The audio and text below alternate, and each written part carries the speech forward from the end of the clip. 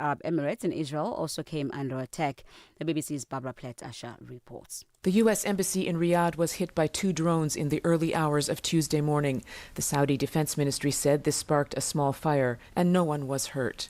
President Trump suggested the U.S. would retaliate for the attack, but Iran appears to be expanding its assault on American allies in the region, which host U.S. military bases. It began to target energy infrastructure on Monday, with drone attacks on a major oil refinery in Saudi Arabia and liquid natural gas plants in Qatar. The Qataris say they also shot down 2 Iranian fighter jets, the first report of Iran sending warplanes to Gulf states. A number of South Africans are stuck in the Gulf state due to the heightened tensions following Israeli and U.S. strikes on Iran and subsequent retaliatory strikes by Iran. Flights are expected to resume today following the closure of airspaces in the region due to the attacks halting air traffic in and out of Gulf states. Yatin Suni is a South African working in Bahrain. It's pretty tense, the atmosphere. We moved over the last 3 days now from precautionary alerts to really active security incidents. There have been now attacks. Drones have hit a residential building, and as well a falling debris has created a fire and closed the Salman port. The airport remains closed. Obviously, the air is a no-fly zone. So as it stands, there's no way out by sea, there's no way out by air. And the roads, there's only one causeway to Saudi. It's not recommended. The bail application of Bellarmine Chatunga Mugabe, the son of the late former Zimbabwean President Robert Mugabe, has been postponed to Thursday in the Alexander Magistrate Court in Johannesburg, South Africa. He and his co-accused Tobias Matunodze are charged with attempted murder, defeating the ends of justice and possession of a firearm.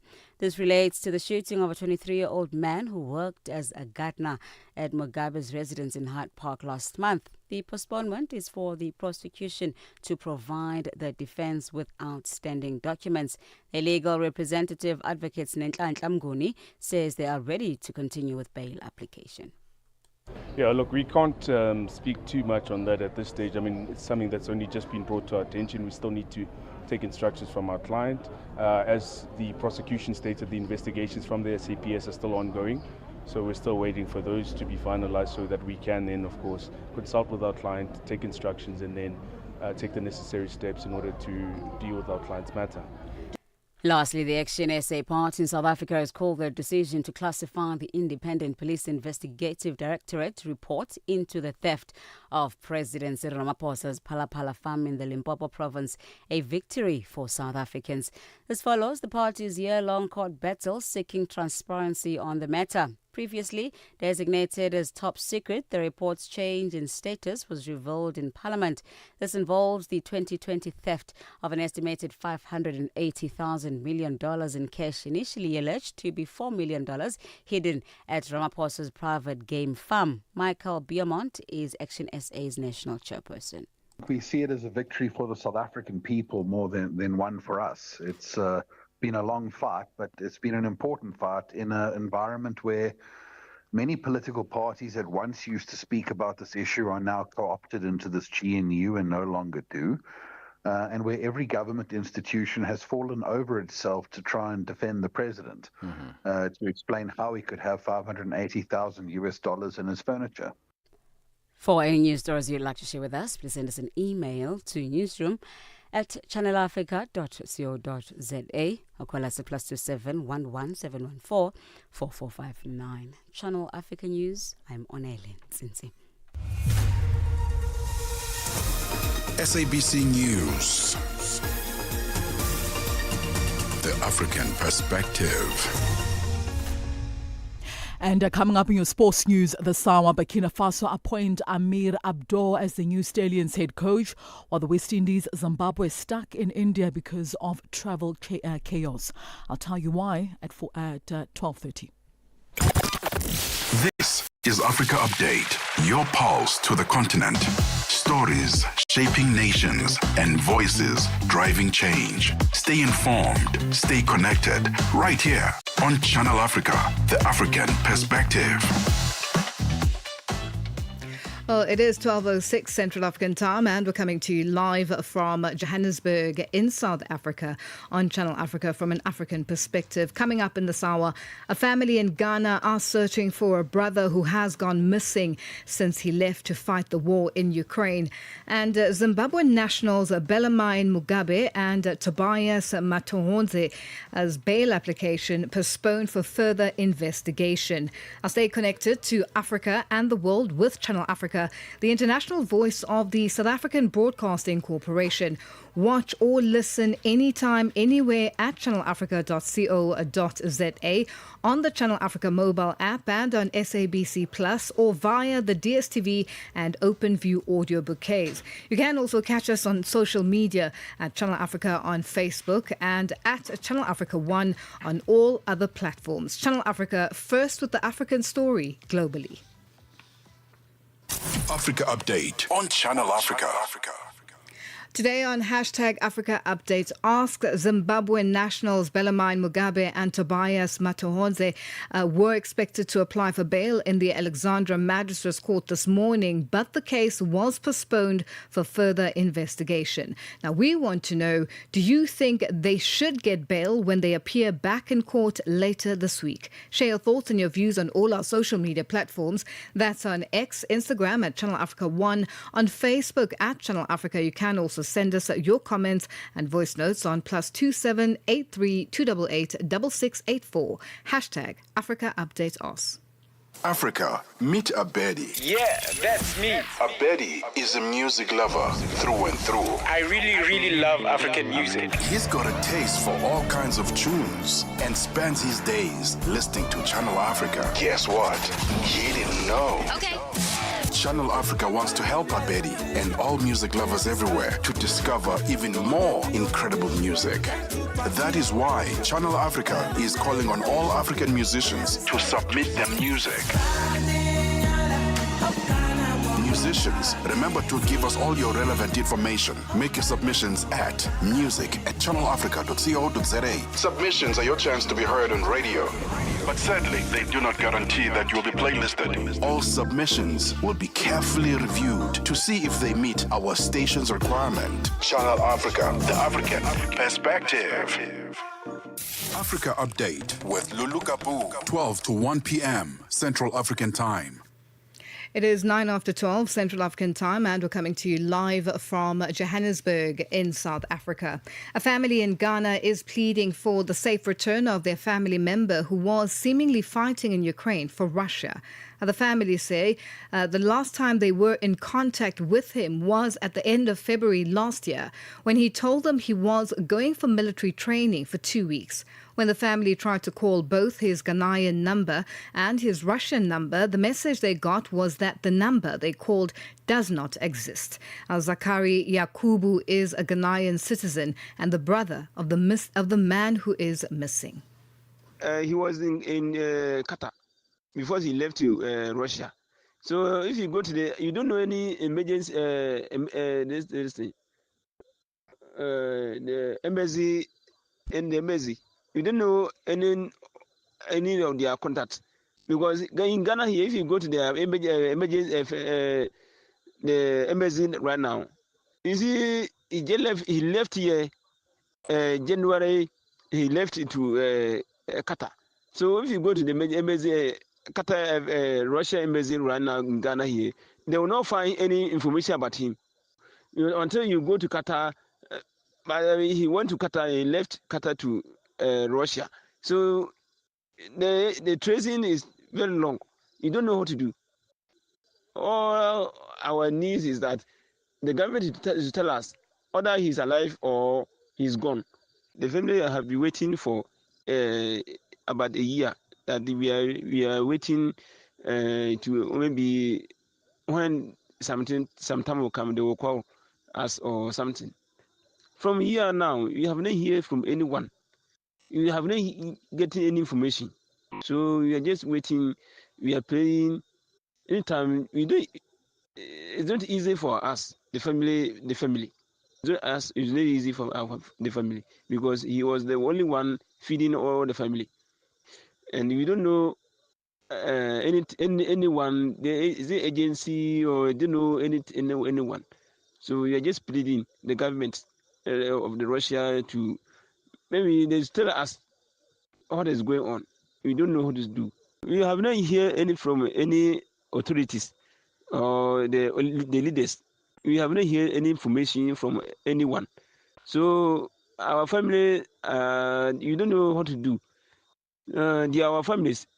They're just missing or what? You don't know.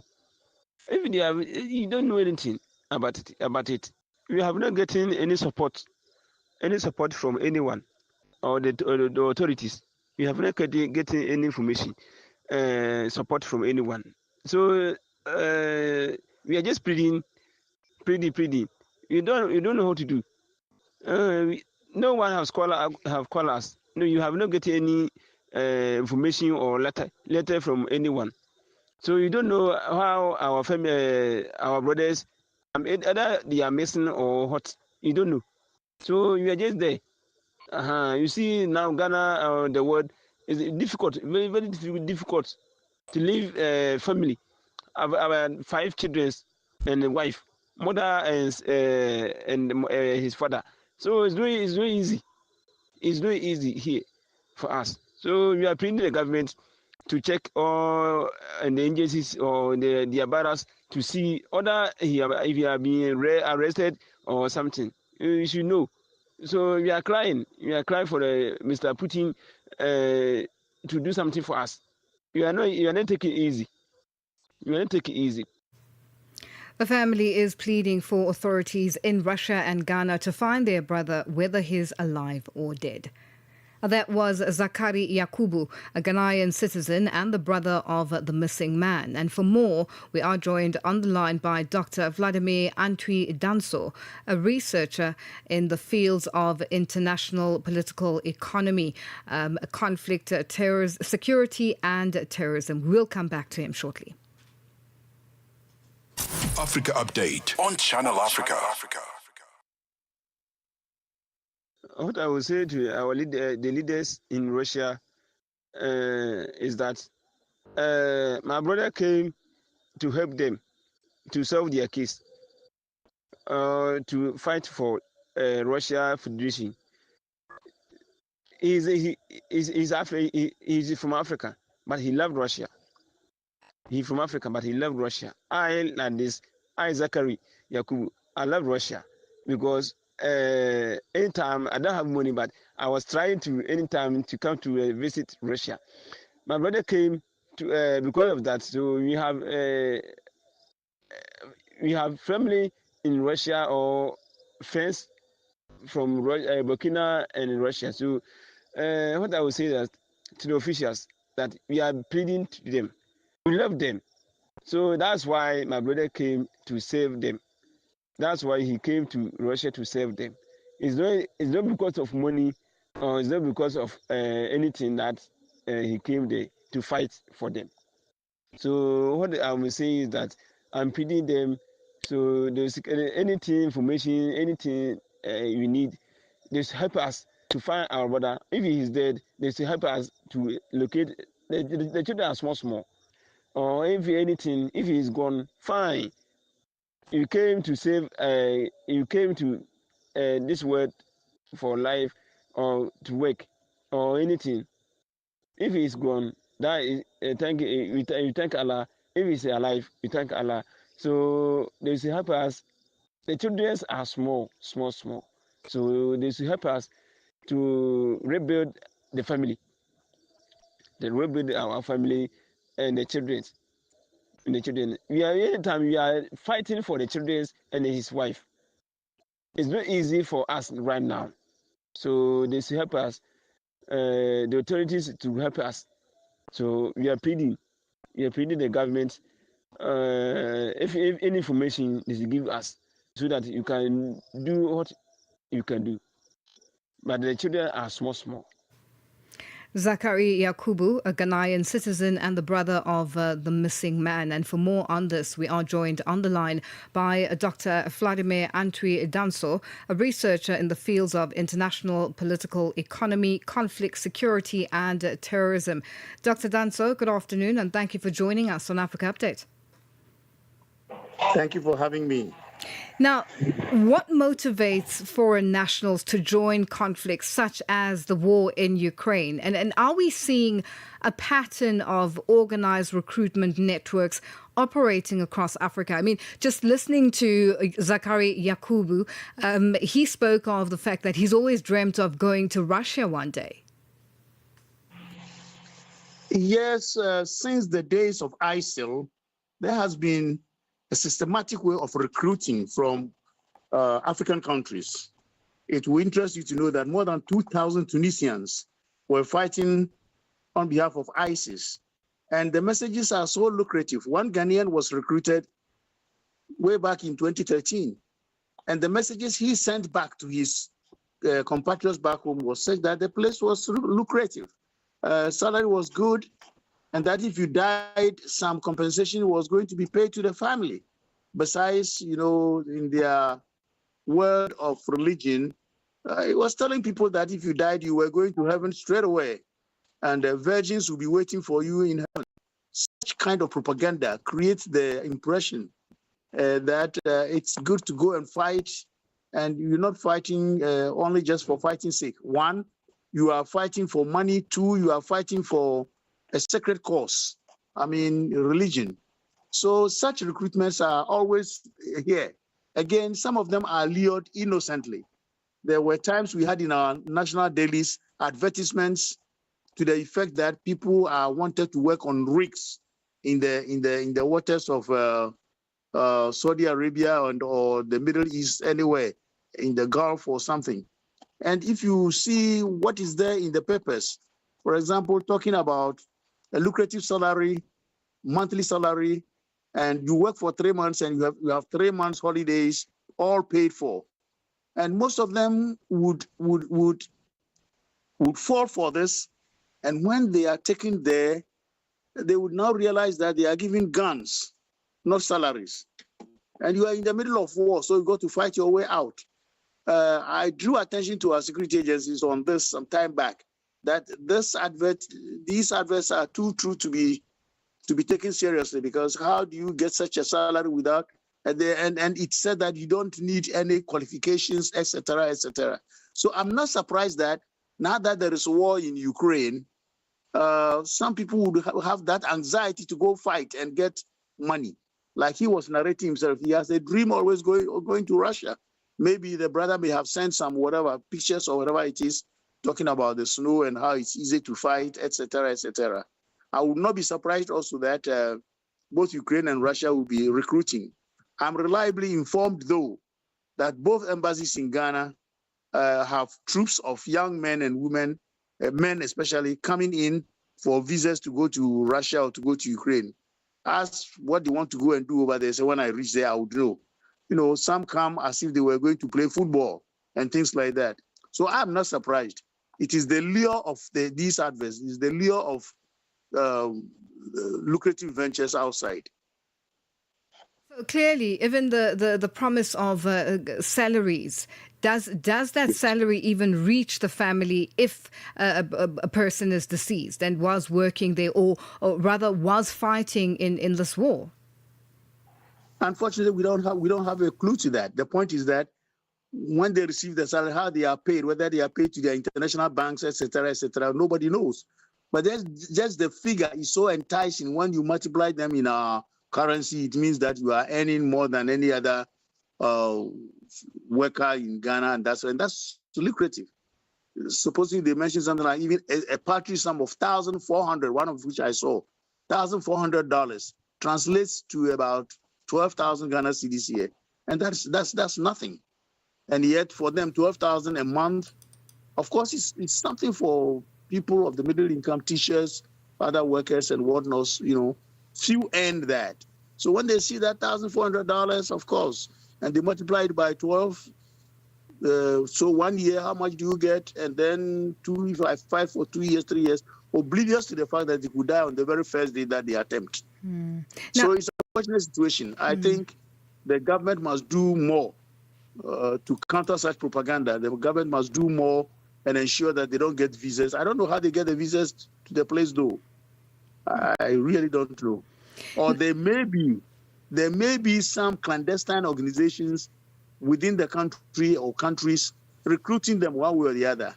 I don't believe they take their visas even from Ghana. Maybe they would take their visas, say, somewhere else, Burkina or somewhere else, fake visas or fake passports. And just because of the lure of money, they would go. Now, how does this phenomena reshape the traditional notions of mercenaries versus foreign fighters? Well, it doesn't change anything, mercenaries or foreign fighters, because the mercenaries are more organized. Foreign fighters are on individual basis and recruitment basis. So foreign fighters actually are lured by most of the things I've said, by religion, by money and things like that. If you look at the ISIL way of inviting people to fight, at the end of it all, there were more than about 3,500 foreign fighters, even from Europe, fighting. But mercenaries are groups. They fight for the group. So that one is more organized, like foreign companies, foreign military companies, which have also become very popular these days. Military organized companies that are hired specifically to do this. And I know that the Wagner, for example, can do this easily. And other organizations, Britain has their biggest organizational of such military, private military companies. So they are also the private military companies create the mercenary phenomenon. But foreign fighters are lured by pull and push factors. What we're talking about, like the economies of these countries from where they come, are such that they push them in. And then they are lured also by pull factors, like somebody has gone there and be successful, and he's telling you, look, come along. If you come, it's good. So they are lured into that. So the traditional dichotomy of mercenary, for me, mercenary or any other fighter, I don't see any difference. They are all illegal way of luring innocent people into war. And what does international law say about citizens fighting in foreign wars? Well, basically, it's illegal in the first place. The war, such war is illegal to start with. So whoever takes part in it is illegal. And international law deals with that. Actually, when they are caught as prisoners of war, there's a completely different ball game for them. They must be treated with their own human rights as humans, but then they can be tried as war criminals at any point in time, especially mercenaries. Just in wrapping up, Dr. Danso, what should African governments be doing to ensure that this just is stopped in some way or another? Two things. The first thing is to ensure human security for their nationals. When human security is ensured in almost every country, it's very unlikely that any young man would want to go and die in another country, except if it's a religious cause or some political cause. So ensure human security, by which I mean ensuring their political rights, environmental rights, job rights, that's economic rights. Those, the taxonomy given us by the UNDP. If we are able to ensure all these 7 areas of human security, I do not think anybody would want to leave to go and die elsewhere. The second thing is to create awareness about happenings around the world. It looks as though a greater percentage of the population are just daft. One thing that people don't understand anything. What is going on in the Middle East right now, I do not think that countries in the global south are creating awareness about the cause and what are the implications would be. Eventually, the implications will have effect on our economies. And if people don't understand the source of the predicament on the economies, they may also revolt, and there will be instability in these countries. So awareness creation is very, very, very important about mercenaries, about fighters, hired fighters and whatnot, and the implications for the person and for the country. All right, Dr. If we don't Danso. create this awareness.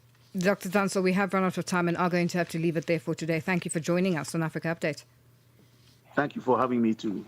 That was Dr. Vladimir Antwi Danso, a researcher in the fields of international political economy, conflict, security and terrorism, joining us on the line. Across Africa, communities rise with the promise of clean water and clean sanitation. The African Union's 2026 theme calls us to action. It's about mobilizing real commitments, securing climate-resilient water and sanitation projects, and ensuring that water becomes a driver of sustainable development and prosperity across the continent. A landmark moment, not only for Africa, but for the global movement for access to safe water for all. Assuring sustainable water availability for every home, every village, every nation. This is the Africa we want. Channel Africa, the African perspective. Africa Update, your daily dose of African insights with Lulu Gaboo on Channel Africa. It is 27 after 12 Central African time, and we're coming to you live from Johannesburg in South Africa. Zimbabwean nationals Bellarmine Mugabe and Tobias Matahodze were expected to apply for bail in the Alexandra Magistrates Court this morning, but the case was postponed for further investigation. Bellarmine Mugabe's lawyer addressed the media outside the court. There are quite a number of challenges today with regards to the proceedings. Firstly, there was a technical failure with the electricity. We weren't able to proceed, but be that as it may, yes, you are correct. There are still some documents that the prosecution needs to provide us with before we proceed with the bail application on our client's behalf. At this stage, we still need to consult with our client. We do not have a full set of facts before us before we take instructions, and I think that we'll be guided by that. So I don't want to preempt anything. We don't do that as lawyers, so yeah, we need to consult with our clients and take instructions. Nentanta, could you just confirm to us whether or not the delay is actually from the investigation side or from your side in terms of the accurate documentation and the right documentation that's needed from your client, especially Bellarmine Mugabe, regarding his legal status in the country? All I will say is that we've been ready since last week, Monday. Of course, the prosecution has stated on record that they've experienced certain challenges with regards to obtaining certain documents, but we're ready from our side to proceed once the state is ready. And yeah, I think we'll just take it from there once we can consult with our client to bring a proper bail application forward. In last week's appearance, one of the main bones of contention was exactly that, was to establish the status of Mr. Mugabe in the country. Is there any further information relating to that, Snentanta, that you've received, which might perhaps change the course of your bail application? Not at this stage. I think we haven't been furnished any further particulars, but we will in due course be in receipt of the complete set of facts surrounding that particular issue so we can take instructions and then we can plot a way forward with our client. Do you know anything about the guy who's at the hospital that he's cooperating, he wants to drop the case against the two? Nothing of that state has been brought to my attention, so no, I do not know about that. The prosecution certainly hasn't communicated that to us. That was the lawyer for Bellarmine Mugabe addressing the media outside the court. It is 12:30 Central African time, and our news headlines up next. SABC News. Headlines. The African perspective. Thank you, Lulu. The United States has lifted sanctions on 3 senior Malayan military officials previously accused of ties to Russia's Wagner mercenary networks, signaling a marked shift in Washington's approach to the Sahel. Another body has been retrieved from the rubble of the collapsed building in South Africa on Monday in the south of Johannesburg, bringing the death toll to 9. And global air travel remains severely disrupted after the war in Iran forced the closure of key Middle Eastern hubs, including Dubai, Doha and Abu Dhabi, stranding tens of thousands of passengers worldwide. Channel Africa News, I'm Onele Zinzi. SABC News. Headlines. The African Perspective. Sports on Channel Africa. The African Perspective. It's a very good afternoon from the sports desk. I am Mosibu Dimakura with your latest sports news at the Sawa. So Ethiopia will host international fixtures at home for the first time in 5 years after CAF approved the refurbished Diwa Dawa Stadium. The venue will stage the national team's Africa Cup of Nations preliminary round second leg qualifier against Sao Tome and Principe. That's on the 31st of March. Ethiopia had been forced to play abroad since 2021 after its main stadiums failed to meet international standards. Now, the Ethiopia Football Federation hailed the approval as good news, confirming the modernized stadium is ready for national as well as international competition. Now, former international Johannes Sahale has been reappointed to prepare the squad and will now begin their campaign away on the 25th of March. Onto the story now. As well as Zimbabwe's cricket squads and support staff at the T20 World Cup have been stranded in India, unable to leave because of airspace closures and travel chaos caused by the war in the Middle East. Now, both sides exited the tournaments on Sunday at the end of the Super 8 stages and had been scheduled to fly home from India via the United Arab Emirates. But after Iran responded to an attack by the United States and Israel on Saturday by firing missiles as well as drones across the Gulf region, thousands of flights have been cancelled in the busy hubs of Dubai as well as Abu Dhabi. According to a statement from Zimbabwe Cricket, the senior men's team remains safe and well in India. The squad was scheduled to return home via Dubai, but travel plans had been affected by the evolving situation in the Middle East, which has of course disrupted key transit routes.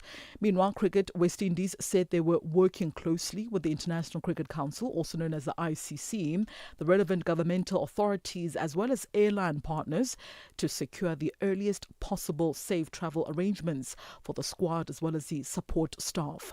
The ICC has its headquarters in Dubai, where the airport was damaged and numerous explosions had been in the past couple of days in the country. Rugby news now. The Six Nations trophy will be replaced next season after being damaged in a van fire in Ireland. The 75-centimetre silver cap commissioned in 2015 will be retired with an identical exhibition version awarded to this year's champions. A new trophy will be created using materials from the original to preserve its history. Now, the annual tournament has been damaged. The tournament has seen damaged silverware before. Most back in 1988, when Scotland's John Jeffrey as well as England's Dean Richards dented the Calcutta Cup while also playing football with it at the Edinburgh Stadium.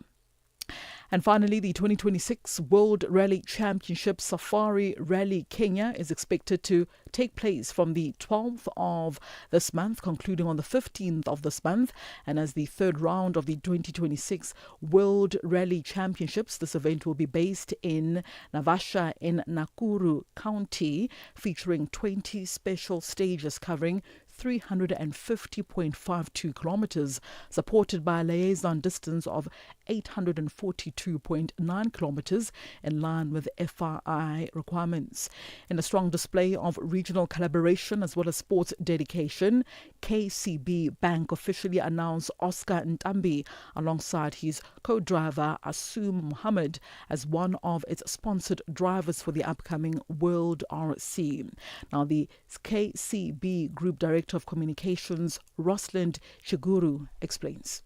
KCB Sports remains a core pillar of our broader brand building agenda, firmly anchored on our brand purpose for people for better. KCB has pumped a considerable amount of resources to support the success and growth of our event.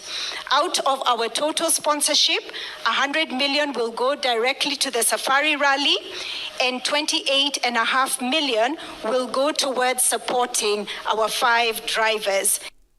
All right, so that concludes your sports news this hour. For any sports stories you'd like to share with us, do send us an email to newsroom@channelafrica.co.za or call us. The newsroom line is +27 11714 4459. I'm back with more sports news with the Upside team in the next hour. For Channel Africa Sport, I am Mosibudi Makura. Sports on Channel Africa. The African Perspective.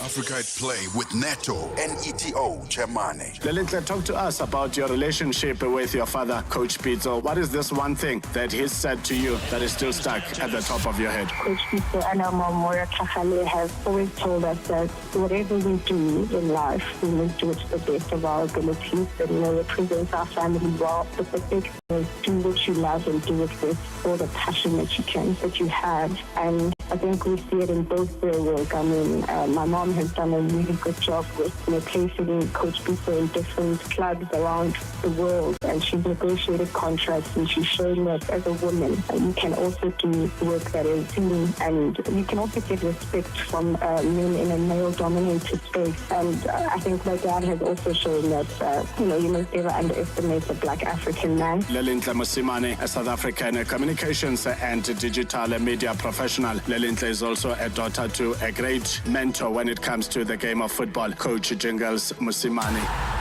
Live every Saturday and Sunday from 2 to 5 p.m. Be inspired. Stay informed. Channel Africa, the beauty of life. Now available anytime, anywhere with our new app.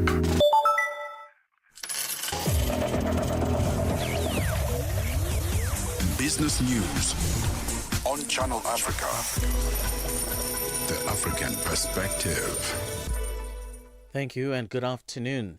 Nigeria's central bank's governor, Olayemi Cardoso, says the country's net foreign exchange reserves jumped to $34.8 billion by the end of 2025, up sharply from $3.99 billion 2 years, citing stronger external fundamentals and policy reforms that helped rebuild confidence in the currency market. The figures highlight what Cardoso calls a fundamental strengthening of Nigeria's external buffers. Since he was appointed in 2023, Cardoso has rolled out transparency measures and put in clearer forex rules at the central bank to unwind years of market distortions and currency volatility. A statement released by Cardoso reveals that net reserves rose to $34.8 billion at the end of last year from $23.11 billion a year earlier, while gross reserves increased to $45.71 billion from $40.19 billion over the same period. The Road Freight Association is warning South African consumers to prepare for higher costs at the till as fuel prices are set to rise.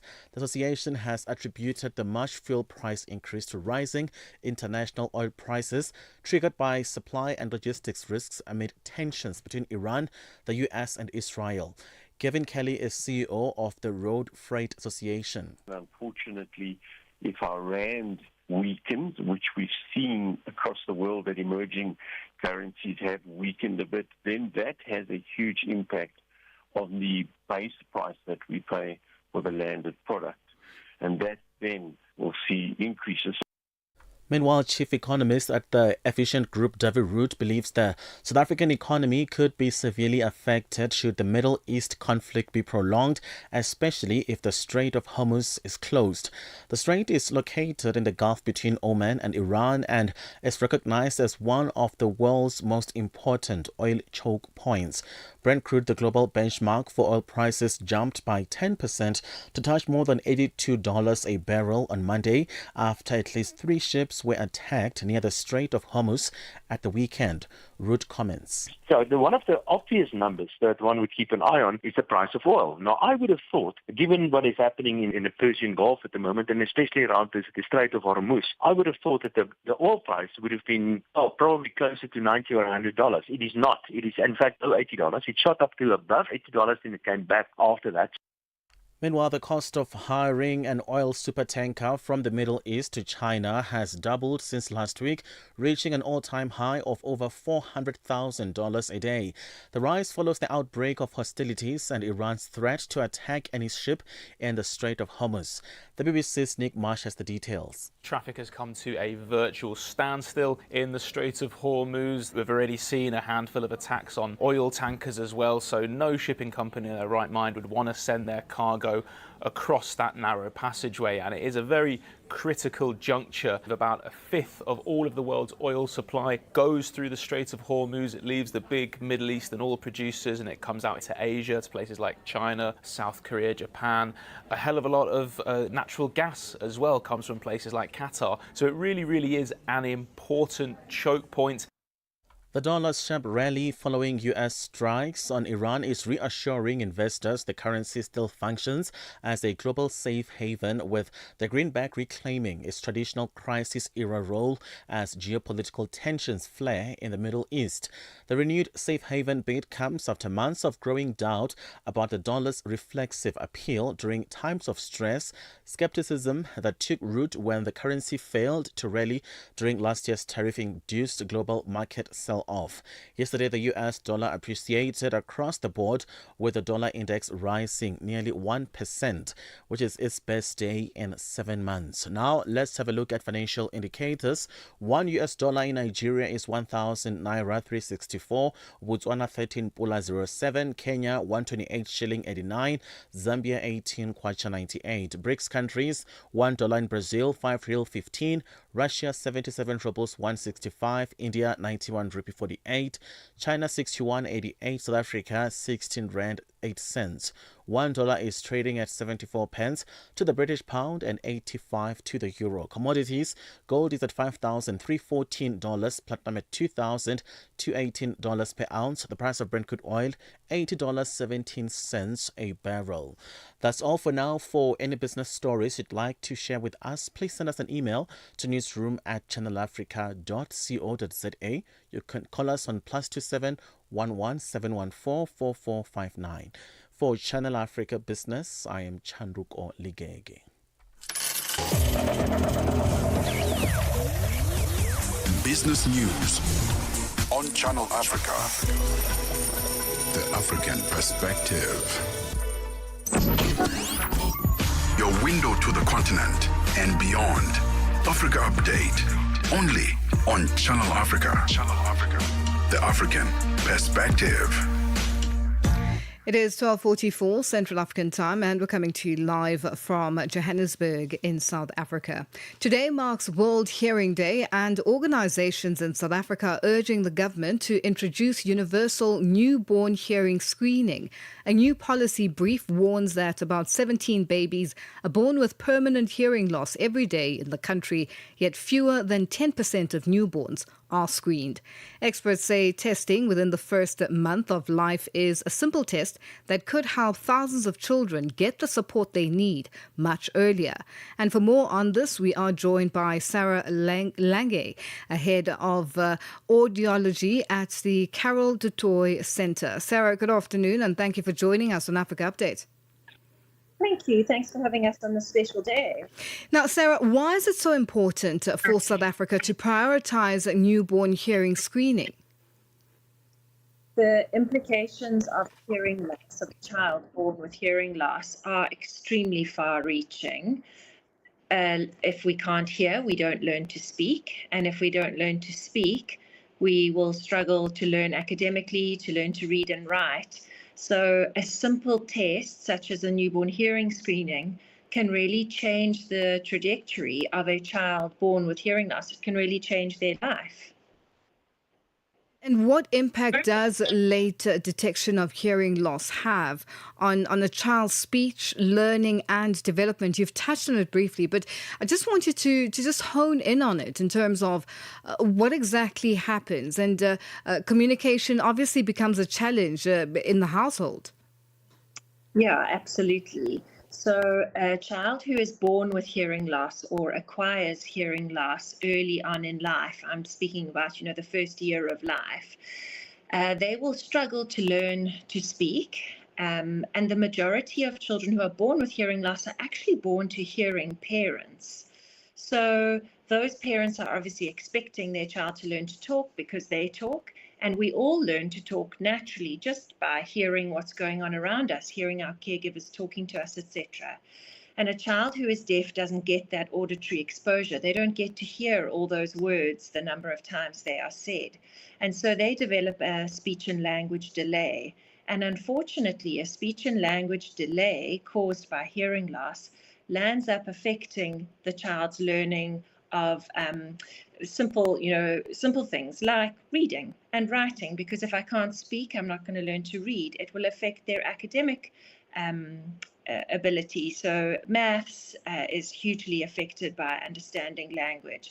So if a child is late in language, they are going to be at a disadvantage through their entire school career. And we so often find children with hearing loss who have been late diagnosed, and they then go on to have additional needs such as attention problems. They're often labeled as the children who are naughty because they don't listen in class, but actually it's not a case of did I listen or not, it's a case of they couldn't hear. They often have memory problems, and of course this will then affect them for the rest of their lives, and they will never get the opportunity to reach their full potential. Now, the policy brief says fewer than 10% of babies are screened in South Africa. What are the biggest barriers to universal screening? So probably the biggest barrier is implementation and policy. Previously, we've never had a policy to say that all children deserve a newborn hearing screening, and that's really what the Hold My Hand campaign is fighting for, with the help of several other organizations. But it is a human right that we should know about a child's hearing loss from an early age, and the people who need to implement it, really it needs to come from a government level. It needs to be standardized so that any child born in the private health sector or the state health sector would have the opportunity. Healthcare professionals and the general public need to be made aware of the implications of hearing loss. The majority of people arriving at our center are in shock and disbelief. They are suffering from grief because of the diagnosis of hearing loss. And they need to be supported, and they need to know that there is hope. There are children who have been diagnosed early and have gone on to learn a language, whether it's a sign language or a spoken language, and they have gone on to do really well because their diagnosis was early. So there is a huge kind of tier of people and organizations that need to be informed about the importance of hearing screening and about how quick and easily it is done. And how can hospitals and clinics realistically integrate hearing screening into routine newborn care? So like many things that are routine in newborn care, the hearing screening should be a part of the birth package. It's a quick, easy, inexpensive test. It can be done by private organizations. There are several audiology practices who perform newborn hearing screening. It can be done by rehab care workers in the state healthcare sector or community health workers who are trained to do newborn hearing screening. And it would be easy to roll out if it was accepted and if it became the standard and the norm. And just in wrapping up, what signs should parents and caregivers look out for if they suspect their baby may have hearing difficulties? So that's a really difficult one, because we always talk about hearing loss as being the invisible disability. Because a child born with hearing loss or a young infant with hearing loss, you cannot see that this child has hearing loss. And the brain is an amazing thing that adapts really well. And unfortunately, a brain that doesn't receive hearing or doesn't get any auditory signals adapts quite quickly, and the eyes start to stand in for the ears. So a child who is deaf may well turn to a door being opened, and then everybody assumes that this infant has heard that door being opened. But actually, the child has seen a flicker of light, or they have felt a cold wind and they've turned in that direction. So it is very difficult for parents to see, and it's why healthcare professionals should really be so aware if a child is not speaking at the age of 1, if they are not babbling well, and those babbling sounds which should start around kind of 7 or 8 months, if those don't turn into words by the first year, and words are, their child's vocabulary is not growing. Very aware of why this is, and look out for, just a simple hearing test, get a screening done, and then we know for sure. Then nobody is guessing whether this child can hear clearly. Well, Sarah, we have run out of time and are going to leave it there for today. Thank you so much for joining us on Africa Update. Pleasure. Thank you for having us. That's Sarah Lange, the head of audiology at the Carol du Toit Centre, joining us on the line. It is 12:52 Central African Time. Darubini ya Afrika na I am Henry Shakif. Kiongozi wa chama kikuu cha upinzani nchini Tanzania Tundu Lissu anayekabiliwa na kesi ya uhaini anasema hajala chakula licha ya kesi inayomkabili awali kuahirishwa. Pengine haya malalamiko yana mashiko ya namna yoyote? Kama yana mashiko hayana ni jambo tofauti, kwa sababu yeye muda uliotolewa mchana ni kwa ajili ya kwenda kula. Nakumbuka kwamba Lissu ni mahabusu, sio mfungwa.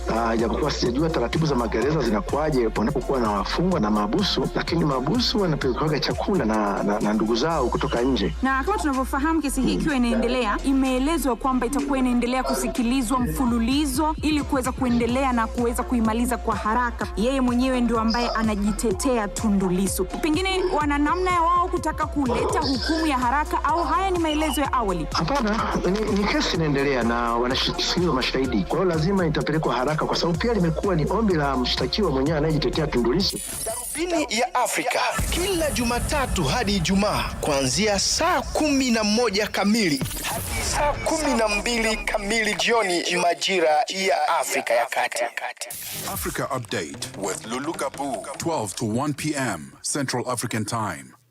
Well, stay connected to Africa and the world with Channel Africa, the international voice of the South African Broadcasting Corporation. Watch or listen anytime, anywhere at channelafrica.co.za, on the Channel Africa mobile app and on SABC Plus, or via the DSTV and OpenView audio bouquets. You can also catch us on social media at Channel Africa or on Facebook, and at Channel Africa 1 on all other platforms. Channel Africa, first with the African story globally. Africa Update on Channel Africa. 8 people have been killed while 3 others remain missing following the collapse of a 2-story building at Amethyst Business Park in Omonde, south of Johannesburg in South Africa. The incident occurred yesterday afternoon, prompting an urgent emergency response. Rescue teams continue search operations as investigations into possible construction non-compliance get underway. Luyanda Danga reports. The MMC for Public Safety in the city of Johannesburg, Mgcine Chwaku, says the focus is now on whether proper construction inspections were conducted and whether approved engineering plans were followed. He says inspectors are required to conduct a regular site visits during different construction phases to ensure structural safety. We need to check the inspector. Who was the inspector? Because at a certain stage of construction, an inspector must go out with a drawing from an engineer approved. Remember, that drawing will tell you what strength of material, 20, 30, 40 MPa that you're going to use. They're going to tell you the size of your rebar, which is your iron mesh that you put into your concrete. You must take that drawing and come on site at frequent times during the stage of the construction. City Manager Floyd Brink says preliminary findings suggest that approved building plan may not exist for the site. Engineers and building control officials have been deployed to assess the structural integrity of the building and determine what may have led to the collapse. We cannot seem to find any form of approved plans, because in an area like this you should have had an SDF as well as any approved building plans. So at this point we do have our engineers on site as well as our building control officials, and we are now busy to look at the structural integrity of this particular building. President Cyril Ramaphosa sent his condolences to the families of the deceased. His spokesperson Vincent Magunya says President expects that inquiry into the collapse will provide closure to the families of the deceased. The President's thoughts also go out to survivors, some of whom are still trapped in the rubble of the business park premises. President Ramaphosa expects an inquiry into the collapse will provide answers to the families of the deceased and to survivors, and that such an inquiry will help to prevent a recurrence of a tragedy such as this. Meanwhile, rescue team continues to search through the debris, and anxious families wait for news about their loved ones. For SABC News, I'm Luyanda Tanga in Johannesburg. Our evidence leader for the ad hoc committee, Advocate Norman Arendse, says a private investigator, Paul O'Sullivan, has confirmed that he will return to the committee this week after he walked out of the committee's proceedings last week, leaving committee members stunned. The committee is investigating allegations of criminal infiltration, corruption and political interference in South Africa's justice system made by KwaZulu-Natal Police Commissioner Lieutenant General Nhlanhla Mkhwanazi. Abongwe Kobokan has more. O'Sullivan is scheduled to appear again before the committee on Thursday. Advocate Norman Arendse elaborates that he will be in attendance Thursday. One, to conclude the questioning by Advocate Mkhize. I think she had 2 or 3 questions left. And then, of course, to deal with the matter that's just been addressed. I'm not sure which one, obviously within your discretion, which one you deal with first. Parliament's Legal Service Advisor Andile Tetyana says they have already informed him. We can confirm that on Friday, the 27th of February 2026, we addressed correspondence to Mr. O'Sullivan inviting him to appear before this committee on Thursday, 5 March 2026, as he was still under examination when he decided to abandon committee proceedings without the permission of the chairperson. Chairperson, may I also add that Mr. O'Sullivan has been put to terms in that we have informed him to indicate to you his willingness to appear before the committee by no later than today at 12 midday. We can also confirm that in the event that Mr. O'Sullivan does not comply with the committee's invitation for him to appear before it, a summons has already been prepared. Tetyana says both committee chairperson Soviet Likhanyana and Speaker of the National Assembly Thoko Didiza will sign summons to be issued to O'Sullivan should he fail to voluntarily comply with the invitation sent to him. All I can say is that the Speaker, as the issuing authority insofar as the summons procedure is concerned, is briefed in this regard. The Speaker indicated that she is at the service of the committee and will act as soon as she is formally briefed about what the committee has resolved in this regard. Chairperson, to this end, I can also confirm that a request for concurrence has been prepared for signature by both the chairperson of the committee. And that report by Abongwe Kobokana. And that's how we wrap Africa Update today. It's been a good day. Continue with us on all our social media platforms, and let's do this again tomorrow. Bye-bye. Get Channel Africa on DSTV Audio Bouquet. Channel 802.